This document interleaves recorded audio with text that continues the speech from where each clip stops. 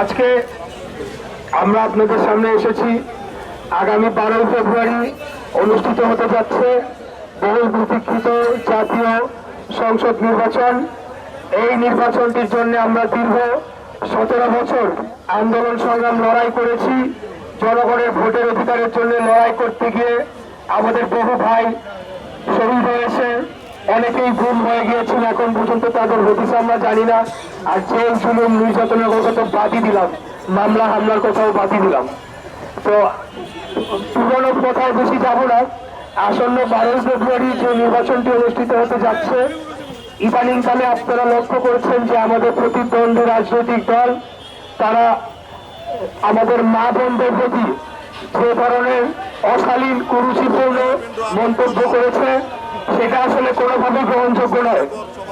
আমরা গত 2 দিন আগে সামাজিক যোগাযোগ মাধ্যমের একটি পোস্ট নিয়ে আপনারা জানেন যে সারা দেশে এখন তোলপাড় চলছে। পরবর্তীতে আমরা দেখলাম যে সেটাকে একটা সাফাই দেওয়ার চেষ্টা করা হচ্ছে। আমি কিছুক্ষণ আগেও এটার ব্যাপারে খোঁজ নিয়েছি এবং আমাদের দলের চেয়ারম্যান তারেক রহমান উনি একটা জনসভায় বলেছেন, এখানে যারা আইটি বিশেষজ্ঞ তারা স্পষ্ট বলেছেন এই ধরনের কোনো হ্যাক হওয়ার ঘটনা ঘটে নাই। কারণ যদি ঘটতো তাহলে এই আধা ঘন্টার মধ্যে সেটাকে আবার ফেরত পাওয়া এবং সেটার যে প্রক্রিয়ায় হ্যাক হয় এবং সেটা যেভাবে সেটাকে নিষ্পত্তি হয় সেইভাবে এটাকে করা হয় নাই।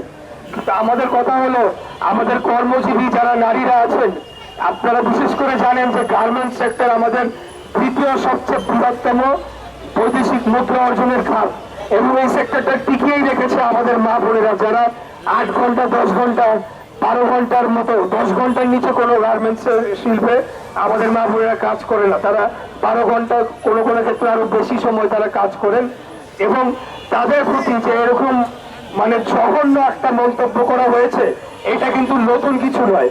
তাদের নেতৃবৃন্দের কাছ থেকে আমরা বিগত কয়েকদিন যাবৎ এই ধরনের মা বোনদের নিয়ে অশালীন কুরুচিপূর্ণ জঘন্য মন্তব্য আমরা দেখেছি। তার আগে আপনারা দেখেছেন যে ডাকসু যারা নারী শিক্ষার্থীরা রয়েছেন তাদেরকে আমি এই ভাষা উচ্চারণ করার মতো না, এই ধরনের ভাষা ব্যবহার করা হয়েছে। তো আমি আপনাদের বলতে চাই যে আগামী দিনে কোনোভাবে যদি এরা বাংলাদেশের রাষ্ট্র ক্ষমতায় আসে, যেটার কোনো সম্ভাবনা নাই, তাদের সারা বাংলাদেশে বাংলাদেশ জাতীয়তাবাদী দলের এবং ধানের শীষের পক্ষে যে জোয়ার উঠেছে, তাদের যে নিশ্চিত ভরাডুবি হবে সেটা জানতে পেরে তারা এমন একটা পরিস্থিতি তৈরি করার চেষ্টা করছে, আমাদের পায়ে পাড়া দিয়ে ঝগড়া করার চেষ্টা করছে। আপনারা জানেন যে কিছুদিন আগে দুধকোলা একটা জনসভা করেছে, সারা বাংলাদেশ থেকে লোকজন এনে জড়ো করে দেখানোর চেষ্টা করেছে, তাও মাঠ ভরে নাই এবং সেখানেও আমাকেও ব্যক্তিগত আক্রমণ করা হয়েছে। ঠিক আছে, আমি ওটার কোনো জবাব দেই নাই, দিব না। কুকুর তো কামড়াবে, আমরা কি কুকুরকে কামড় দেই রাস্তায়? বিষয়টা হচ্ছে তারা একটা পায়ে পাড়া দিয়ে ঝগড়া করে একটা সংঘাতের চেষ্টা করছে এবং যেটা করার মাধ্যমে পরবর্তীতে তারা বলবে শেষ দিকে গিয়ে যে লেভেল প্লেইং ফিল্ড নাই, আমরা নির্বাচন থেকে সরে গেলাম, অথবা নির্বাচনের পরে তাদের ভরাডুবি হওয়ার পরে বলবে যে নির্বাচনটা সুষ্ঠু হয় নাই।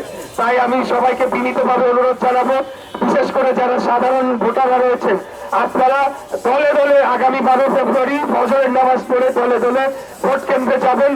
যখন বিপুল সংখ্যক জনগণ তাদের ভোট দিতে যাবে, তখন কোন দলের পক্ষেই আসলে ভোট কারচুপি করা সম্ভব হবে না। আমরা বিগত দিনে দেখেছি যে কিভাবে প্রশাসন এবং আওয়ামী সন্ত্রাসীরা ভোট কেন্দ্র দখল নিত এবং জনগণ সেখানে ভোট দিতে পারে নাই। 17 বছর পরে ভোটটা অনুষ্ঠিত হতে যাচ্ছে। এই ভোটের মাধ্যমে আগামীতে বাংলাদেশের ভবিষ্যৎ নির্ধারিত হবে।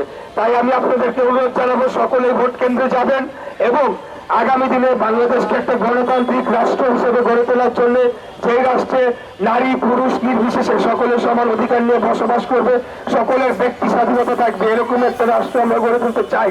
সেটার জন্য আপনারা ভোট কেন্দ্রে যাবেন এবং ধানের শীষে ভোট দিয়ে বিপুল ভোটে জয়লাভ করিয়ে এই ঢাকা 6 আসনে আমরা দলকে ভোট দেবো ইনশাল্লাহ। আমাদের প্রধানমন্ত্রী হবেন দেশনায়ক তারেক রহমান, ওনার নেতৃত্বে বাংলাদেশ এগিয়ে যাবে। বাংলাদেশে একটা সাম্যের বাংলাদেশ প্রতিষ্ঠিত হবে, যেই বাংলাদেশে কোনো ভেদাভেদ থাকবে না, কোনো হানাহানি মারামারি থাকবে না। আমরা সবাইকে নিয়ে বাংলাদেশের যে আমাদের পাহাড় পরিমাণ সমস্যা, এই সমস্যা নিয়ে কথা বলতে গেলে তো এক প্রোগ্রাম হবে না, কয়েক রাত পার হয়ে যাবে। যানজট, জলাবদ্ধতা, মাদক, দূষণ, গ্যাসের সংকট, কোনটা নাই? তো এই সকল সমস্যা সমাধান করার জন্য আসলে একটা নির্বাচিত সরকারের অন্য কোনো বিকল্প নাই। একটা নির্বাচিত সংসদের মাধ্যমে দীর্ঘমেয়াদে আমরা এই সমস্যাগুলোর স্থায়ী সমাধান করতে চাই।